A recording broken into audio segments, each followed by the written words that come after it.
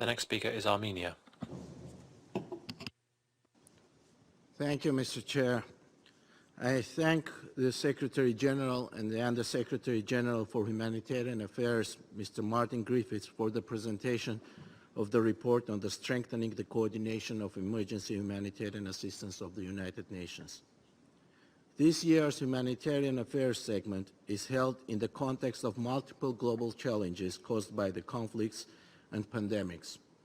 As reflected in the report, the COVID-19 pandemic paralleled with the highest number of violent conflicts since the end of the Second World War, and the severe impacts of natural disasters resulted in the highest ever number of people in need of humanitarian assistance.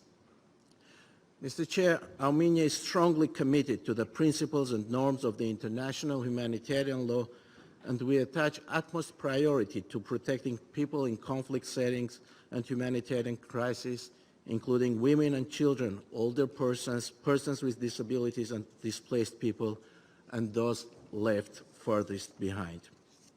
Strengthening the capacities of the United Nations to prevent and respond to the humanitarian emergencies and crises is crucial for upholding human rights and human dignity for all, in particular those trapped in conflicts.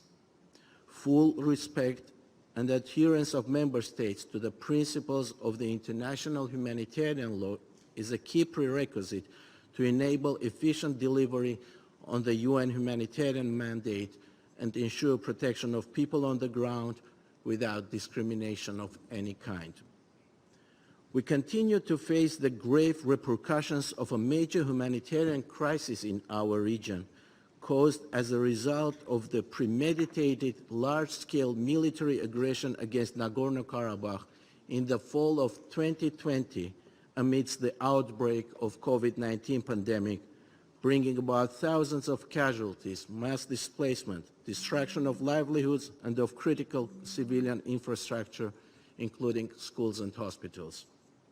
Since the beginning of the hostilities and in its immediate aftermath, the UN Office for the Coordination of Humanitarian Affairs has come up with detailed proposals to conduct an interagency assessment of the humanitarian, protection and early recovery needs and human rights situation in order to identify opportunities for impartial humanitarian activities.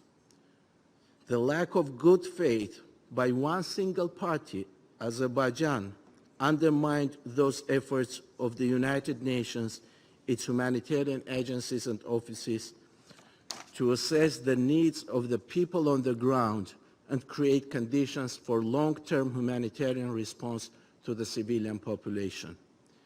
In an utter disregard to international humanitarian law, this one country continues to obstruct safe and unhindered humanitarian access of the UN agencies to Nagorno-Karabakh, thus denying the affected people the opportunities to benefit from the much-needed international relief efforts.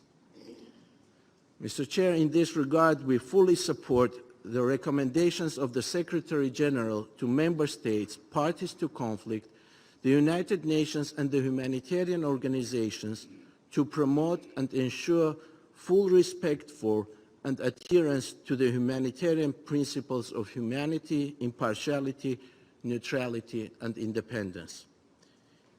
In delivering relief and assistance in situations where the right to life and human dignity are under imminent threat, it remains a critical priority for the United Nations system to employ a human rights-based, people-centered, and inclusive approach for ensuring effective and timely humanitarian action and assistance to the people in need.